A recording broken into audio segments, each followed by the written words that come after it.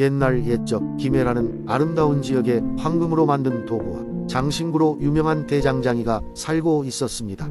그의 이름은 동혁이었고 그는 100번 두드려도 굴하지 않는 강철과 같다고 하여 마을 사람들에게는 신뢰와 존경을 받는 존재였습니다. 김해는 비옥한 토지와 푸른 산으로 둘러싸인 지역으로 사람들은 주로 농사를 지으며 평화롭게 살아가고 있었습니다. 그러던 어느 날 이상하게도 땅이 마르고 곡식이 잘 자라지 않는 이상 징후가 나타났습니다. 마을 사람들은 당황했고 동혁은 이 문제를 해결하기 위해 뭔가 해야겠다고 마음먹었습니다. 그는 옛날부터 전해 내려오는 전설을 떠올렸습니다. 그것은 산 깊숙이 숨겨진 황금의 연못에 관한 이야기였습니다. 전설에 따르면 그 연못은 마법의 힘을 가지고 있었고 그 물을 마시거나 그 주변에서 기도하면 마을의 어떤 문제든 해결된다고 했습니다. 하지만 그 연못이 있는 장소는 아무도 알지 못해 미지의 세계처럼 여겨졌습니다. 동혁은 그 전설의 진위를 확인하기 위해 용맹한 여행을 결심했습니다. 무거운 망치를 어깨에 짊어지고 그는 산을 향해 떠났습니다. 숲을 지나 계곡을 건너고 수많은 거친 길 끝에서 드디어 연못을 발견했습니다. 연못은 황금빛으로 빛나고 있었고 연못 주위에는 신비한 에너지가 맴돌고 있었습니다. 연못 앞에 선 동혁은 맑고 진한 연못에 물을 스며들도록 천천히 손에 떠서 마셨습니다. 그 순간 그의 마음속에 신비로운 지혜가 깃들었습니다. 그는 자신이 마을로 돌아가 해결책을 찾을 수 있을 것이라는 강한 확신이 들었습니다. 마을로 돌아온 동혁은 곧장 대장간으로 향했습니다.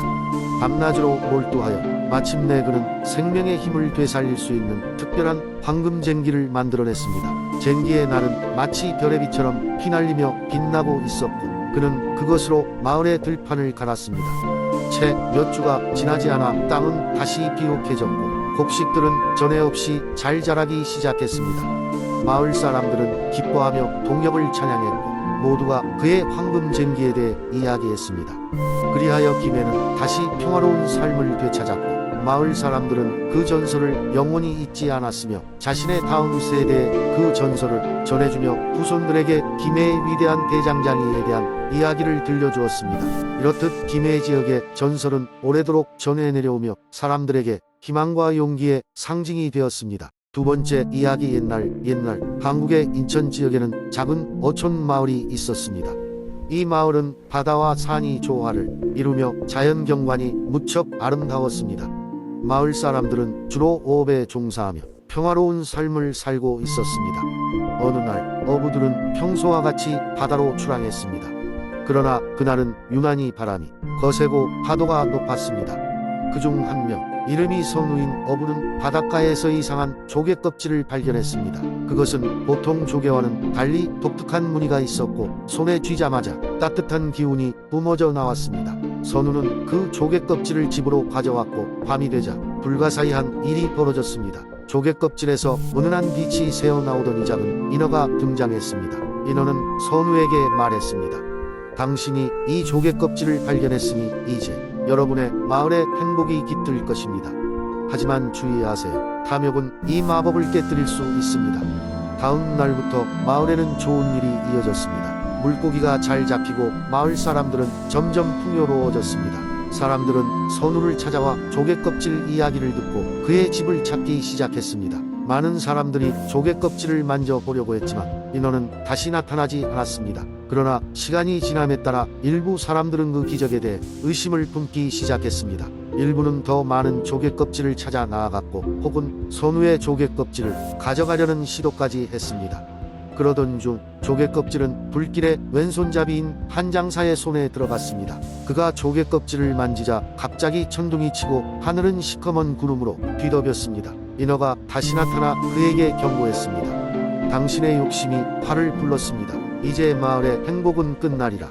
그 후 마을은 다시 고난에 빠지게 되었고 사람들은 그들의 탐욕을 후회하게 되었습니다. 시간은 흘렀지만 사람들은 다시금 자연을 소중히 여기고 서로 도우며 사는 법을 배우게 되었습니다. 그리고 바닷가 어딘가에 여전히 신비한 무늬의 조개 껍질이 묻혀 있으며 그 주인을 기다리고 있다는 이야기가 전해져 내려옵니다. 이 이야기는 현재까지 인천의 어촌에서 전해 내려오는 전설로 인간의 탐욕과 자연의 조화에 대해 일깨워주는 교훈을 주고 있습니다. 세 번째 이야기. 옛날 옛적 대한민국의 아름다운 산골 마을 정선에는 특별한 능력을 가진 소년 하늘이가 살고 있었습니다. 하늘이는 밤하늘의 별들과 대화를 나눌 수 있는 신비로운 재능을 지니고 있었습니다. 이 능력은 마을 사람들에게 알려져 있었고 모두들 그를 부러워하거나 경외하였습니다. 어느 날 밤 하늘이는 산 위로 올라가 별들과 대화를 나누고 있었습니다. 그날 밤은 유난히 별들이 밝게 빛나고 있었고 하늘이는 별들에게 마을의 안녕과 가족의 행복을 기원하였습니다. 그러다 문득 빛의 별 하나가 손짓하며 말을 걸어왔습니다. 하늘아, 저 멀리 서쪽 하늘에는 전설 속의 별이 있어. 그 별에게는 소원을 들어주는 특별한 힘이 있단다. 하늘이는 흥미가 생겨 별에게 그 별에 대해 더 물어보았습니다. 그러자 별은 이렇게 말했습니다. 하지만 그 별에게 가려면 여러 가지 시험을 통과해야 하니 준비가 필요할 거야. 하늘이는 두렵기도 했지만 마을과 가족을 위해 그 별을 찾기로 결심했습니다. 며칠 동안 마을의 지혜로운 어르신들과 상의하고 필요한 준비물을 챙겨 길을 떠났습니다. 여행길은 험난했지만 하늘이는 자신의 능력을 사용해 여러 난관을 극복하였습니다. 그는 가끔씩 밤하늘의 친구들에게 도움을 청하며 길을 이어갔습니다. 첫 번째 시험은 깊은 산속의 수수께끼였습니다. 나무 속에서 속삭이는 목소리는 다음과 같은 수수께끼를 내었습니다. 나무도 돌도 아닌 것, 하지만 산의 정수, 그것은 무엇일까? 하늘이는 잠시 고민하다가 조용히 대답했습니다. 바람입니다.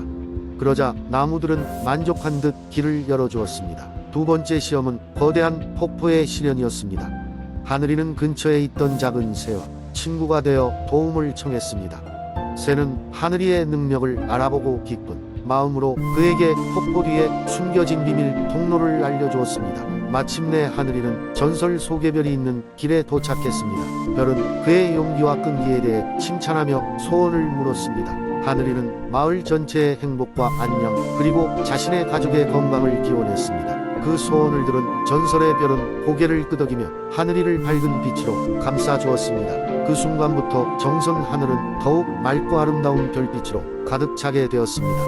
마을 사람들은 계속해서 하늘이의 이야기를 전하며 그를 전설로 남겼습니다. 하늘이가 돌아온 후 정선 마을에는 늘 행복과 웃음이 가득했습니다. 네 번째 이야기. 옛날 옛적 한국의 정읍 지역에는 신비로운 대나무 숲이 있었습니다. 이 대나무 숲은 마치 끝없는 녹색 바다처럼 펼쳐져 있었고 숲의 중심부에는 마법의 산이라 불리는 높은 산이 자리 잡고 있었습니다. 이 산은 하늘 높은 줄 모르고 솟아 있었으며 산 정상에는 신령스러운 어르신이 사는 동굴이 있다고 전해졌습니다. 정읍 마을 사람들은 대나무 숲을 범접하기 어려운 신성한 장소로 여겼으며 특별한 날이 되면 산을 향해 제사를 올리곤 했습니다. 제사를 지내면 마을에 풍년이 오고 평온한 날들이 이어진다고 믿었습니다. 대나무 숲 근처에는 작은 냇물이 흐르고 있었는데 이 냇물은 숲의 신령이 흘려보내는 신비한 물이라 하여 많은 사람들이 병을 낫기 위해 이 물을 마시러 오기도 했습니다. 어느 날 그 마을에는 호기심이 가득 찬 한 소년, 이름이 지호였던 소년이 있었습니다. 지호는 항상 대나무 숲의 끝이 어딘지 궁금했습니다. 사람들은 대나무 숲 깊숙이 들어가는 것은 금기라며 특히 아이들이 들어가는 것은 금하였지만 지호의 마음속에는 그곳을 탐험해보고 싶은 마음이 가득 차 있었습니다. 마침내 어느 날 지호는 결심하였고 몰래 대나무 숲으로 모험을 떠났습니다. 숲속에 들어가자 주변은 온통 푸르름으로 가득 찼고 새들의 노랫소리가 들려왔습니다. 지호는 대나무 사이를 누비며 숲을 탐험하기 시작했습니다. 숲이 깊어질수록 지호는 더욱 큰 호기심을 느꼈고 마침내 전설 속의 마법의 산 입구에 도달할 수 있었습니다. 산을 오르기 시작할 때 지호는 앞길이 험난하다는 것을 깨달았습니다. 하지만 놀랍게도 발목이 부러질 듯한 바위가 나올 때마다 대나무들이 부드럽게 몸을 감싸주어 길을 내어주었습니다. 지호는 대나무들이 자신을 돕고 있다는 것을 느끼며 용기를 얻었습니다.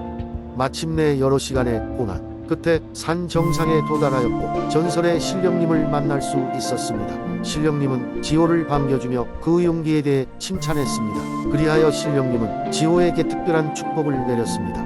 그 축복은 바로 정읍 마을이 풍요로워지고 평화가 깃들 수 있게 하는 것이었습니다. 지호는 마을로 돌아가 이 이야기를 전했으며 그날 이후로 정읍 마을 사람들은 대나무 숲을 더욱 아끼고 지호의 용기를 높이 사게 되었습니다. 그리고 나서 정읍 마을은 해마다 숲의 축복을 받으며 늘 풍요롭고 행복한 나날을 보냈다고 전해집니다. 지호의 이야기는 세대를 넘어 전해지며 정읍 사람들에게 용기와 탐험의 귀중함을 가르칩니다. 다섯 번째 이야기, 옛날 옛적 지금의 충청남도 천안시에는 월령호라는 아름다운 호수가 있었습니다. 월령호는 넓고 투명한 물로 둘러싸여 있었고 바람이 불어오면 잔잔한 물결이 일렁였다고 합니다.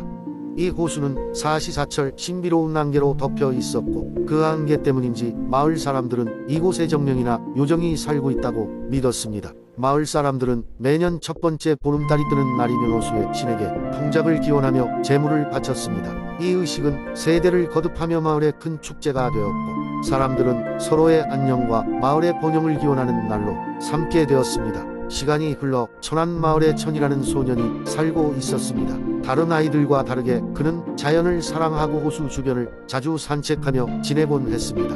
천은 호수의 안개 속에서 종종 빛나는 여인의 모습을 보았다고 이야기했지만 마을 사람들은 그저 소년의 상상 속 이야기라 여겼습니다. 그러나 천은 자신의 동화를 믿었고 여인을 만나기 위해 매일 밤 호수를 찾았습니다. 어느 날 밤 천이 호수로 나가자 정말로 안개 속에서 은빛 드레스를 입은 여인이 나타났습니다. 그녀의 이름은 설령이라 했고 스스로를 호수의 정령이라 소개했습니다. 설령은 천에게 이번 보름달이 뜨는 날 큰 위기가 닥칠 것이라 경고했습니다. 그녀는 마을 사람들이 함께 힘을 모으면 그 위기를 극복할 수 있을 것이라며 천에게 그 소식을 전해달라고 당부했습니다. 천은 마을로 돌아와 호수에서 일을 사람들에게 말했지만 여전히 아무도 그를 믿지 않았습니다. 마을의 어른들은 오히려 그의 말로 인해 의식을 방해하지 않을까 걱정했습니다. 그들은 오랜 전통을 계속 이어가길 원했고 천의 이야기를 무시했습니다. 결국 보름달이 뜨는 날 천은 다시 홀로 호수를 향했습니다. 그날 밤 하늘에서는 시커먼 구름이 몰려와 비바람이 호수 주변을 강타했습니다. 천은 설령의 경고를 깨닫고 마을 사람들에게 더 풍화가 닥치기 전에 그들을 설득하려고 애썼습니다. 다행히 몇몇 젊은이들은 천의 말을 듣고 호수로 와서 그의 이야기를 믿기로 했습니다. 그들은 함께 힘을 모아 호수 주변을 수습하고 제물을 바쳤습니다. 그 순간 설령이 다시 한번 나타나더니 하늘에서 빛나는 달빛이 비추며 모든 비바람이 가라앉았습니다. 이는 정령이 마을을 인정하고 보호해준다는 신호였습니다. 그 사건 이후 마을 사람들은 천과 그의 용기 있는 친구들을 인정하고 그들의 이야기를 듣게 되었습니다. 매년 보름달이 뜨는 날 그들은 천의 안내하에 더욱 잘 준비된 축제를 열게 되었고 천안마을은 더욱 평화롭고 행복한 곳이 되었습니다. 그리고 설령의 이야기와 천의 용기는 오랜 시간 동안 전해 내려와 천안의 아름다운 전설로 남게 되었습니다.